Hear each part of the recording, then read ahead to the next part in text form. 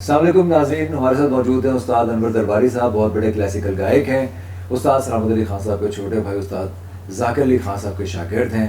ठुमरी, गज़ल, काफ़ी, ख़याल, कोई ऐसा शोबा नहीं है, कोई ऐसा जॉनरा नहीं है म्यूज़िक का जो खान साहब की दस्तरस से बाहर हो। आपको बताएंगे म्यूज़िक के बारे में, बताएंगे क्लासिकल म्यूज़िक के बारे में, बताएंगे शाम 84 घराने से इनका ताल्लुक़ है। और म्यूज़िक की बात होगी। पिछले दिनों में मैं जितना वक्त आपको लूँगा, दरअसल उस वक्त में आपके साथ ख़यानत होगी, आपके वक्त में अमानत में ख़यानत होगी। इसलिए मैं चाह रहा हूँ कि मैं सीधा खान साहब के पास जाऊँ। बहुत शुक्रिया खान साहब, आपने हमें वक्त दिया। बहुत कम वक्त होते हैं आपके पास। अच्छा, ये पिछले कुछ दिनों में ये बात सामने आ रही थी कि लोग आपका गाना सुन के हंसते हैं, हालांकि उनको रोना चाहिए कि उन्हें इस गीत का पता नहीं है, इस म्यूज़िक का पता नहीं है, क्लासिकल म्यूज़िक का पता नहीं, तो रोने का मकाम है। वो हंसते क्यों हैं? वो जिनकी मैं समझ से बाहर हूँ ना, वो तो हंसते हैं। और जो जिन्होंने इल्मी मौसीकी सीखा है या अच्छे अच्छे उस्तादों को सुना है, सुन के उनका एक एक्सपेरिमेंट तजर्बा बढ़ गया है, रिसर्च कर ली उन्होंने। तो लेकिन वो तो बड़े कम लोग रह गए हैं। आज से वो 20 साल पहले, 25 साल पहले तो ऐसे लोग थे जो क्लासिकल को, नीम क्लासिकल को, ख्याल को, ठुमरी को लुत्फ़अंदोज़ होते थे उससे। यही बात है, आज भी जो लोग मुझे समझ जाते हैं वो सीरियस हो जाते हैं, और जिनकी समझ से बाहर उन्होंने कभी ऐसा गाना सुना ही नहीं।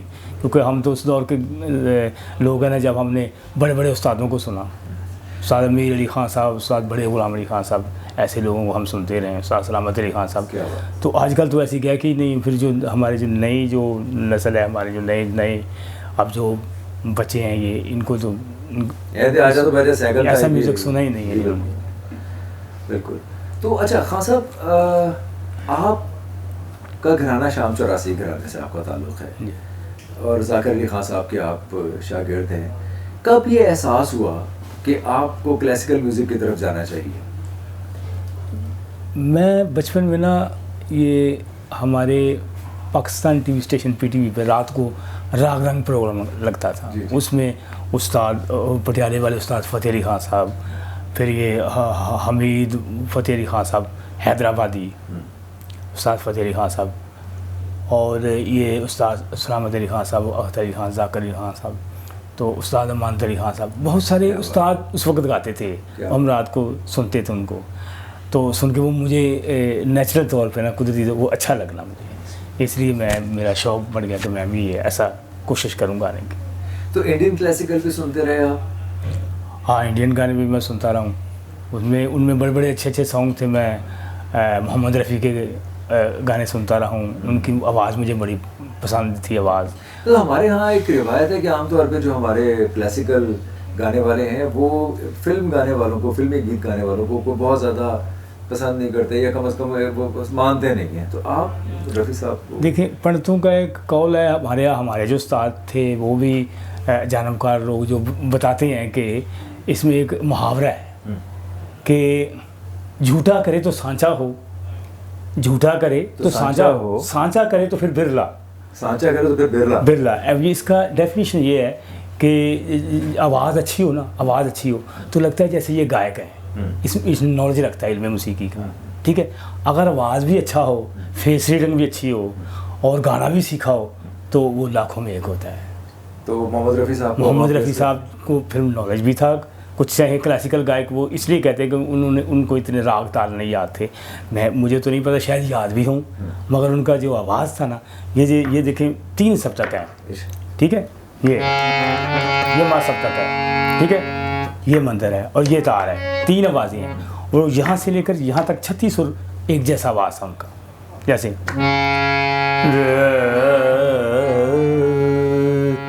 मेरे गमदानी सा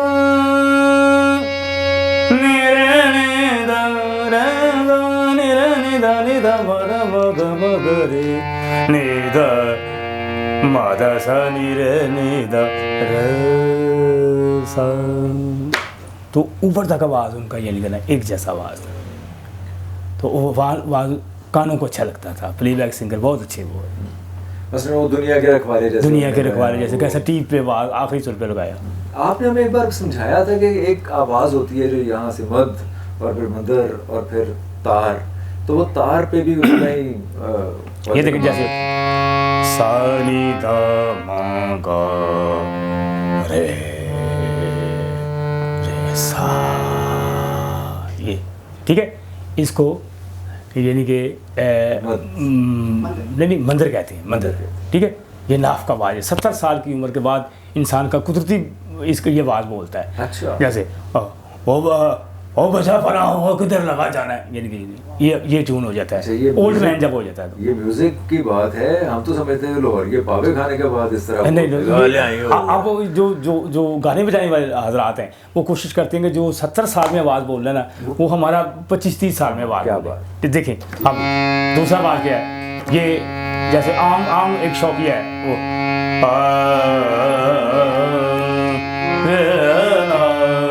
ये आवाज़ है। अब ये गले की आवाज़ है, जी बिल्कुल। ठीक है।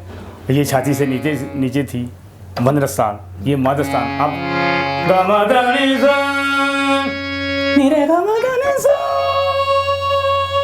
ये तार है, ऊपर सर का आवाज़ है। यहाँ तक मोहम्मद रफ़ी और जो क्लासिकल गायक लोग थे, ठीक है ना, उन्होंने ये आवाज़ लगाई। जब तक रियाज ना हो ये सुर लगता नहीं है, बोलता नहीं है सुर। अच्छा, पटियाला, ग्वालियर और शाम 84 तीन बड़े घराने, हमारी नज़र में तो ये तीन बड़े घराने हैं। आपका शाम 84 से ताल्लुक़ है, तो इनमें बहुत ज़्यादा बड़े फ़र्क क्या है? असल जो घराना है ना वो सुर का है, सुर का घराना है। जीशान साहब सुर का घराना है। जी। आपने बड़ी अच्छी बात की। घराना क्या, सुर का घराना है। जो जिसने अच्छा गाया ना, जिसने सीखा है, अच्छा गाया, वो घराने इसलिए कहे गए कि पटियाला के ज़िला जयपुर में ना, वो क्या कहते हैं, पटियाला शहर है, वहाँ बहुत सारे गायकों की रहायश है। जैसे हमारे यहाँ कह लें ये मजांग घराना है, ठीक है।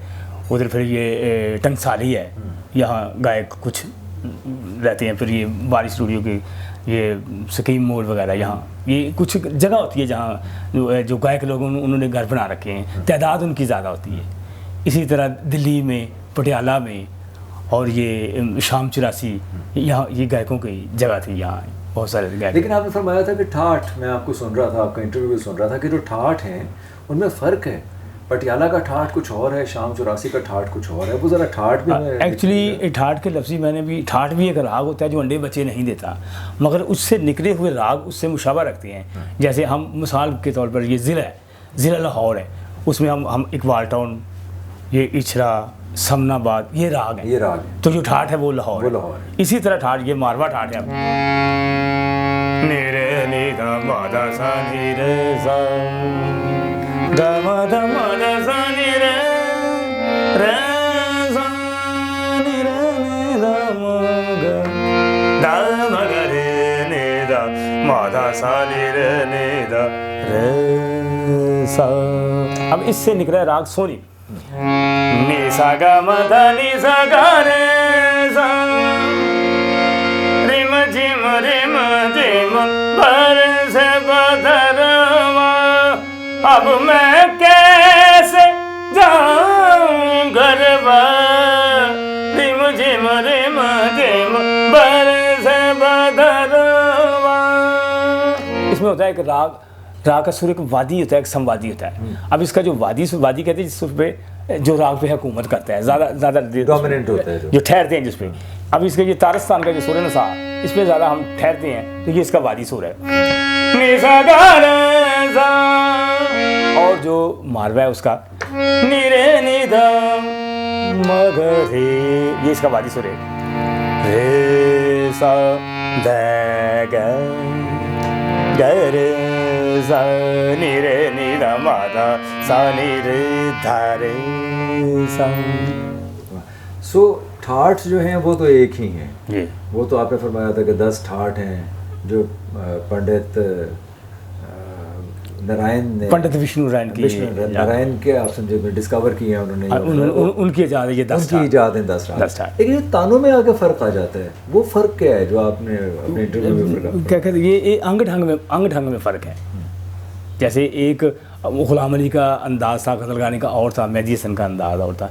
ये अंदाज़े बयां में फ़र्क आता है, राग वही होता है। राग वही है, तो वो अंदाज़े बयां में फ़र्क क्या है? अब देखिए जैसे ये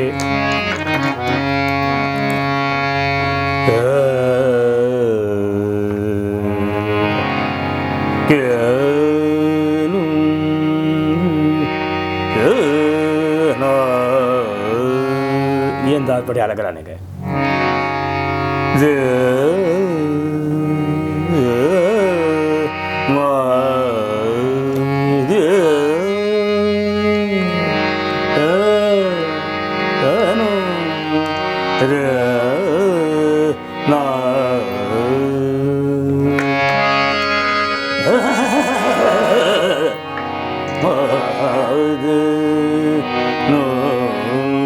अब जो हमारा उस्तादी के हमका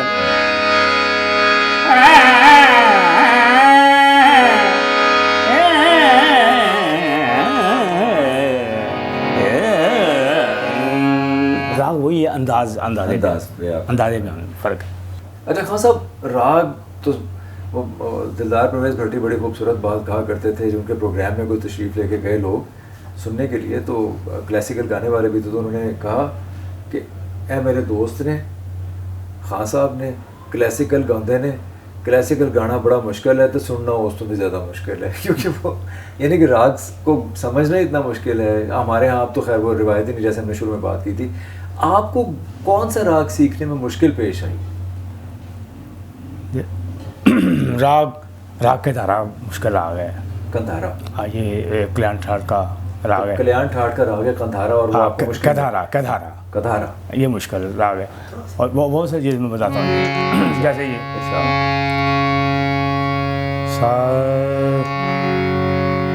समरे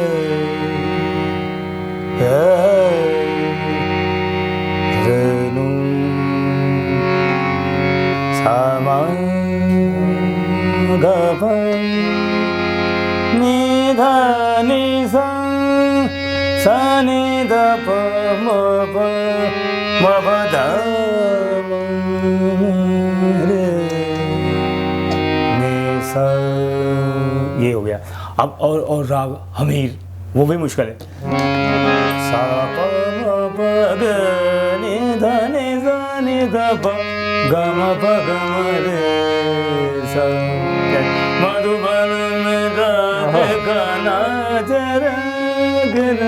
दर के मुरलिया बाजे, जैसे राग की चार कैसे ये हमीर राग है, ये हमीर है। और कधारा मधुबन में राधिका नाच, और सामा ग प नि ध नि सा नि ध प म प ध रे सा, ये कधारा। कधारा की भी ऐसी मिसाल अगर इनायत हो जाए, सामा ग प नि ध नि सा सा नि ध प म प ध रे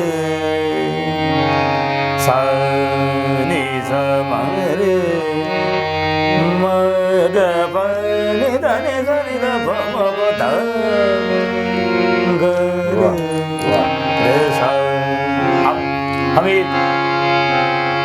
सा प म प ग नि ध नि ध नि ध प ग म प ग म रे सा, ये मुश्किल है।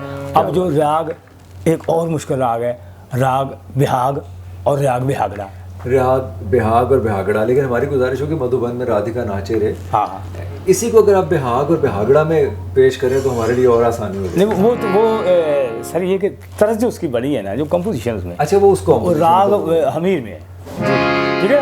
अब बिहाग पेश बिहाग है, सा ग म प नि सा नि ध प म ग रे सा, ये बिहाग है। अब बिहागड़ा, मिसाल के लिए अगर आप कोई गाना भी पेश कर दें इसके साथ, उसी राग में जो तरतीब दिया गया तो आसानी हो जाएगी। अच्छा वो ये है कि इसमें इन रागों में गाने बहुत कम गाए गए हैं। अच्छा, जो गाने के राग है ना, वो बताता हूँ मैं, वो ठीक है, ठीक, वो आसान से राग है। हाँ जी, सही है। अब वो तो अच्छे म्यूज़िक जो डायरेक्टर थे, जिनको राग, जो म्यूज़िक डायरेक्टर है, मूसीकी जो तर्जें बनाते हैं, हाँ। उनको म्यूज़िक डायरेक्टर होने के लिए रागों की तख्लीक करनी पड़ती है।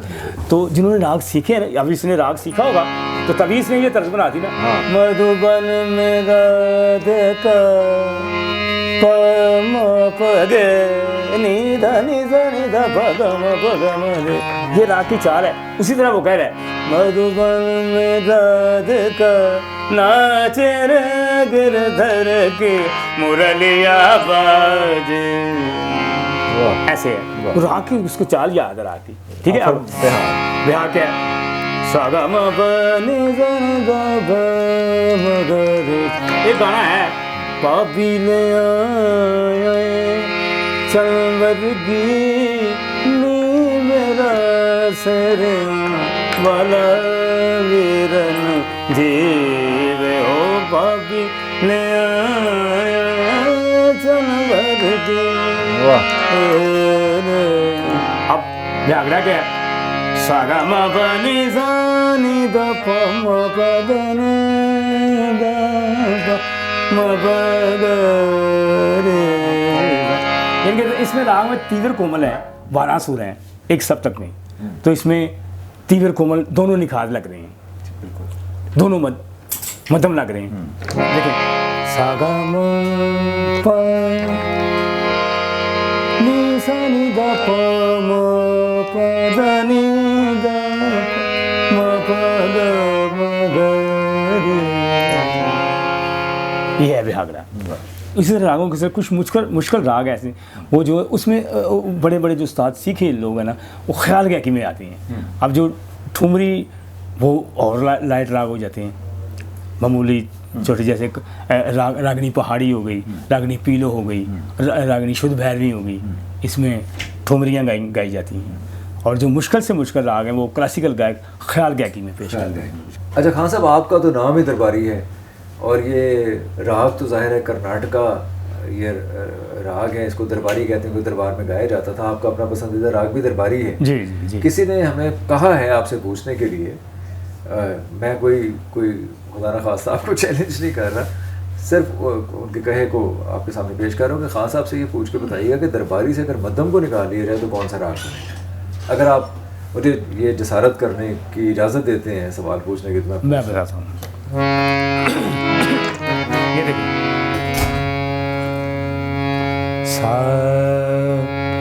सा रे नी सा रे ध ध नि प म प द ध नि रे सा रे नि सा रे ग ग म रे सा। अब मध्यम की तान है माँ जो मैं कह रहा हूँ, रे नी सा रे ग म रे सा, ये इसकी खास तान है राग दरबारी की। अब मध्यम इसमें निकाल दिया जाए, मध्यम तो फिर क्या रह गया, देखिए सा, ये असहावी ठाट का राग है राग दरबारी। नाम इसका है कर्नाटकी कानड़ा, कर्नाटकी कांगड़ा, कानड़ा कानड़ा कानड़ा, कानड़ों में इसका शुमार है। शहाना कानड़ा, अबोगी कानड़ा, कौनसी कानड़ा, दौलती कानड़ा, ये कानड़ों में ये रागों की एक ना लड़ी है। जैसे कल्याण है, कौंस हैं, कलियाँ हैं, सारंग है, क्या बात, मल्हारे हैं, भैरवी हैं, टोड़ियाँ हैं, प्रताप हैं, वरालियाँ हैं, ठीक है ना, ये कर्नाटकी और कांगड़ा, सिरियाँ हैं, हंस हैं। तो इसी तरह ये भी कानों में इसका शुमार है। ठीक है, बिल्कुल। आप मध्यम निकाल दी और अब दरबारी की क्या है शक्ल बनेगी। सारे ग प, जाना तो ये था सारे ग म प, ये मतलब मैंने छोड़ दिया। सारे ग प द ध नि सा सा नि ग प ग रे सा नि सा द ध प सा रे ग प द। कैसे कह दूं कि उसने छोड़ दिया है मुझे, कैसे कह दूं कि छोड़ दिया है, कैसे मुझे उसे, ये राग दरबारी में है। तो ये है उसकी ये राग दरबारी, और ये जो दूसरा राग है ना, मध्यम को निकाल दें तो फिर राग मनोहरी बन जाता है। अच्छा, राग मनोहरी, ये 6 सुर का राग है। क्या बात, ठीक है। तो वो जो कंपोज हुआ है कैसे कह दूं, वो दरबारी में है, लेकिन खालिस दरबारी। हाँ, कैसे कह दूं कि मुझे छोड़ दिया उसने, बात तो सच है मगर बात है रुसवा के। उसने खुशबू की तरह मेरी पसरा के को बको फैल गई बात शनासाई के।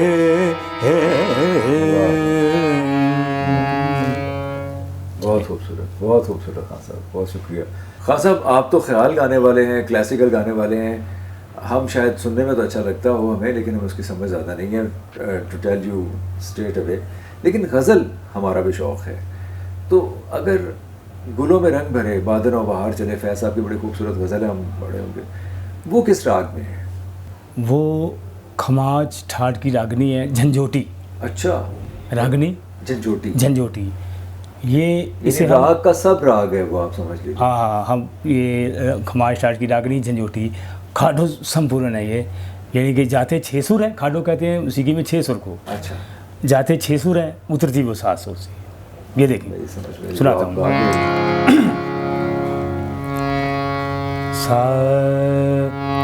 सारे म प ध सा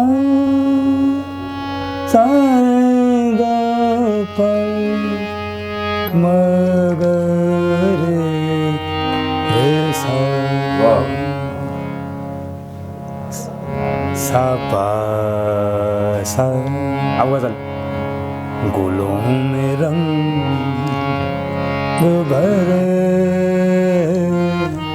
बादलों बहार चले भैया के गुलशन कका रोबा रे चले। गुलों में रंग भरे बादल बहार चले। फैज़ साहब की एक और नज़्म है, फिर कोई आया दिलेज़ार नहीं, कोई नहीं रारो होगा कहीं और चला जाएगा। अब यहाँ जो इख्तिताम इसका, अब यहाँ कोई नहीं आएगा, ये नूरजहाँ ने गाई भी है, मैडम नूरजहाँ ने। जी। ये किस राग में है? ये राग पूरिया धनासरी है। पूरिया धनासरी। हाँ, अच्छा। ये पूर्वी ठाट का राग है। ये है मेरे ग मगर गर सा मेरे ग मदनी निजा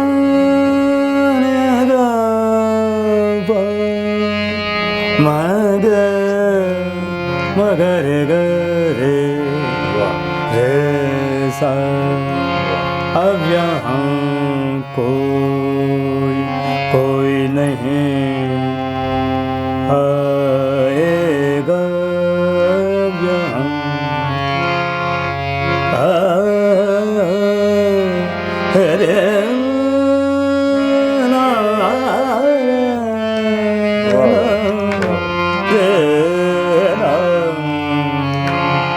यहाँ कोई नहीं आएगा को।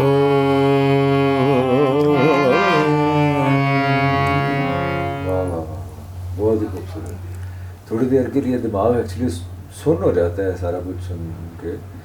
हाँ साहब, हमारे बड़ी प्यारे क्लासिकल गाने वाले थे उस्ताद अमानत अली खान साहब जी, पटियाला घराने से थे। जी। आ मेरे प्यार की खुशबू अगर किस राग में वो कंपोज हुआ और आप कहाँ रेट करते हैं उसको? वो राग दरबारी। अच्छा, वो दरबारी है। राग दरबारी बड़ा अच्छा उन्होंने गाया। उस्ताद अमानत अली खान साहब ऐसे लोग सदियों बाद पैदा होते हैं, बहुत बड़े उस्ताद थे। थोड़ा सा अगर मेरे प्यार की खुशबू, मेरे प्यार की खुशबू, मंजिल पे तुझे पहुंचा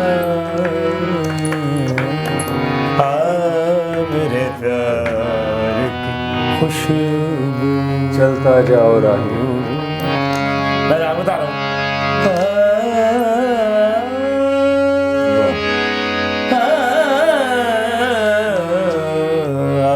मेरे प्यारे खुशबू, मंजिल पे तुझे पहुँचाए, मेरे प्यारे की खुशबू।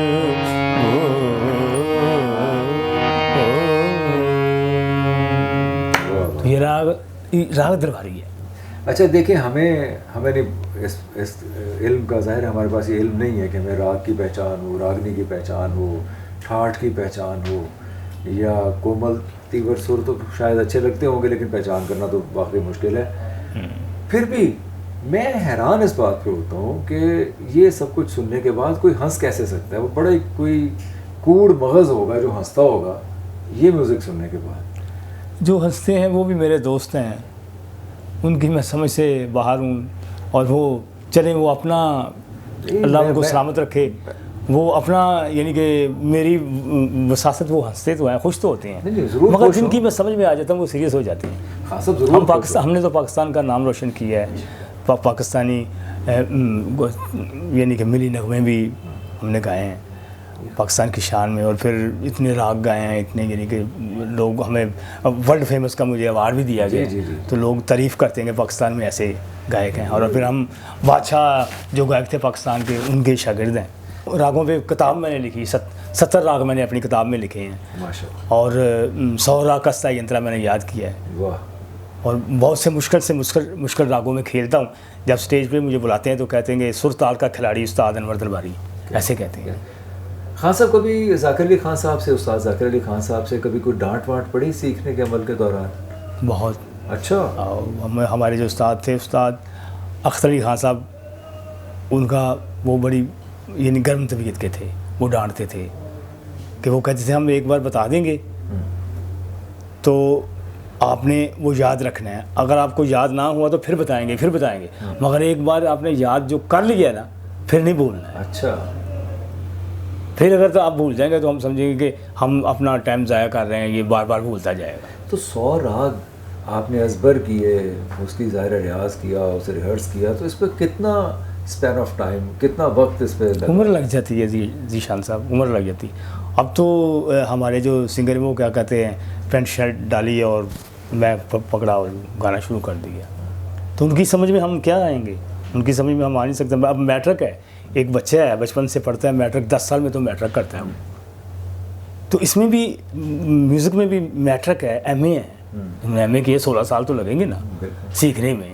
तो हमने 26 साल मैंने रियाज़ किया है इसका, तो 26 साल के बाद ये इस सुर पर हम जा सकते हैं, वरना नहीं देखें, जा नहीं सकते हैं। ये सारे नी सारे धा नी पा मा पा गा मा रे रे सा बोल रहे हैं। अब रे नी सारे गा मा पा दा नी पा सा, नी सारे गा मा पा दा नी सा।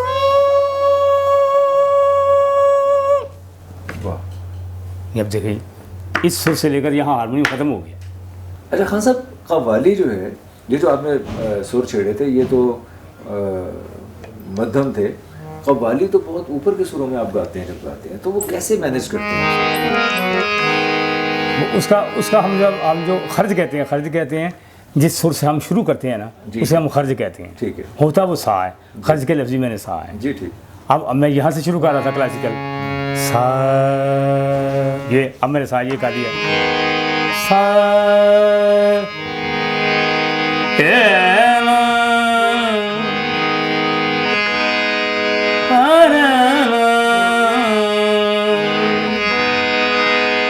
मेरी सारी उम्र में,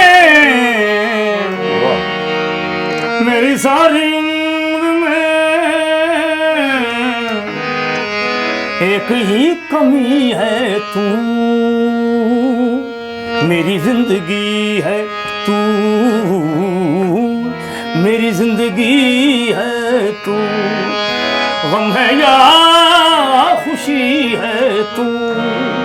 अब एक दो आवाज़ें मुश्किल आ रही हैं जीशान साहब, देखिए मेरी जिंदगी है तू, ये जगह मेरी जिंदगी है तू, गम है या खुशी है तू,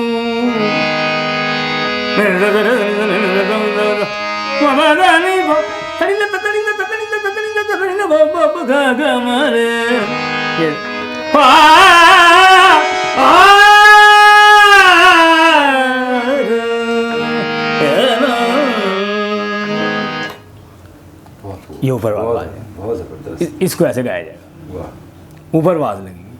अच्छा, एमन हमारे यहाँ जो आम सुनने वाले, हम जैसे आम लोग जो म्यूज़िक सुनने वाले हैं, वो एमन को बहुत ज़्यादा पसंद करते हैं। मतलब उन्हें पता तो शायद ना हो कि एमन है ये, लेकिन एमन में मौसीकियत ज़्यादा है आपका ख्याल में? एमन में राग, एमन कल्याण में फिल्मी गाने हैं। अच्छा, इसलिए वो पसंद किया जाता है। मेहदी हसन ने गज़ल गाई है, रंजिश ही सही। हाँ, रंजिश। और वो खान साहब की एक और गज़ल है, गुंचा शौक़ लगा है खिलने, वो बड़ी खूबसूरत गज़ल। वो किस राग में है? वो राग आनंद भैरवी। अच्छा। राग एक सिंधी भैरवी है, अच्छा, एक शुद्ध भैरवी है, तो एक आनंद भैरवी उसमें गाई गई। उसमें ऊंचा शौक़ लगा है खिलने, ऊंचा शौक़ लगा है खिलने, फिर तुझे याद किया दिल ने, ऊंचा शौक़ लगा है खिलने।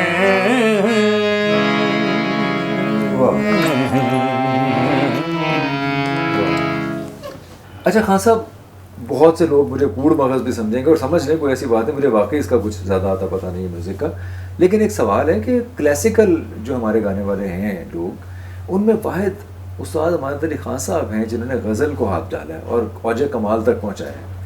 आप मुत्तफ़िक़ हैं इस बात से? जी शान साहब, आप ठीक कह रहे हैं।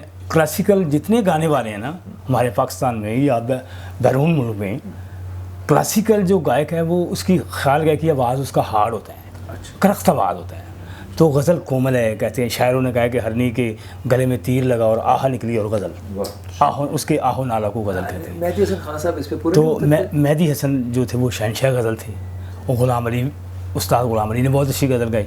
मगर क्लासिकल गायकों में वाद उस्ताद अमानत अली खान साहब पटियाले वाले थे, जिन्होंने गज़ल गा के ये साबित किया कि क्लासिकल गायक भी गज़ल गा सकते हैं। उनके अलावा मैंने क्लासिकल गायक जितनी भी उस्ताद, उनसे गज़ल नहीं सुनी जैसी वो गाए जो उस्ताद अमानत अली खान साहब। ये देखें, होंठों पे कभी उनके, होंठों पे कभी उनके मेरा नाम ही आए, मेरा नाम ही आए तो सही, आए तो सही बरसरे इल्ज़ाम ही आए, होंठों पे कभी उनके मेरा नाम ही आए, मेरा नाम ही आए, आए तो सही, आए तो सही बरसरे इल्ज़ाम ही आए, होंठों पे कभी उनके मेरा नाम ही आए, मेरा नाम ही आए, सारा मगाने जाने दबा मगमरे साने पाने जगरे। Thank you sir, thank you sir. वाह खान साहब, बहुत वाह जी। हमारे पाकिस्तान के उस्ताद अमानत अली खान साहब ऐसे गायक हुए जिन्होंने गज़ल गाई। बहुत शुक्रिया। आज भी उनकी अज़मत को सलाम। वो कैसे गायक थे। जी जी, क्या बात है। दिल में मीठे मीठे दर्द के फूल खिले, आ मेरे प्यार की खुशबू, ये आरज़ू थी कि तुझे गुल गुल करते। क्या क्या शाहकार हैं उनके। और ऐसे मेहदी हसन खान साहब के जैसे आपने गा के भी सुनाया। बहुत शुक्रिया खान साहब, आपके साथ तो जितनी देर भी बैठा जाए वक्त गुजरने का एहसास ही नहीं होगा। थैंक यू, बहुत शुक्रिया खान साहब, थैंक यू खान साहब, बहुत शुक्रिया, बहुत नवाजिश।